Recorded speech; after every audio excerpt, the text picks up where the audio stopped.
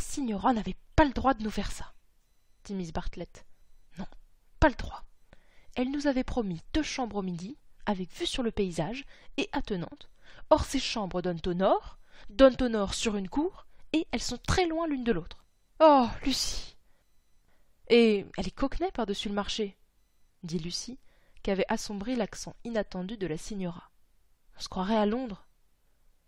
Elle considéra la double rangée d'Anglais assis à table d'hôte. Entre les rangées d'Anglais, l'unique et bicolore rangée de carafes, eau et vin alternés. Derrière les rangées d'Anglais, les portraits de feu la reine et de feu le poète lauréat, massivement encadrés. Enfin, seule autre décoration apparente, le tableau des offices anglicans, révérend Cuthbertiger et May Oxon.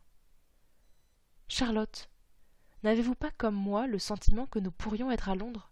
Qu'il y ait tout un monde différent de l'autre côté des murs me semble à peine croyable. C'est la fatigue, je pense.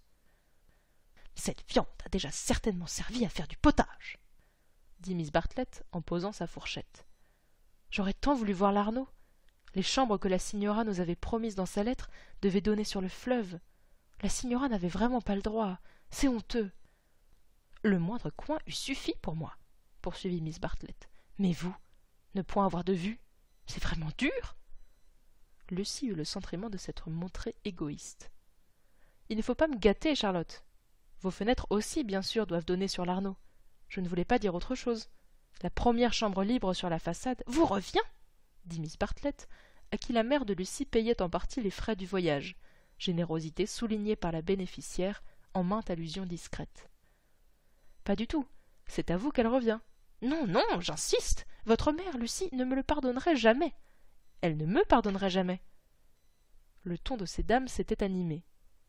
À dire jusqu'au bout la triste vérité, l'animation n'allait pas sans aigreur. Elles étaient lasses et, sous un masque d'altruisme, querelleuses.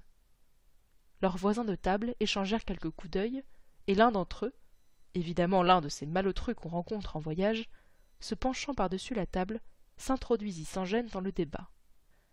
Il dit « J'ai une vue, moi, j'ai une vue.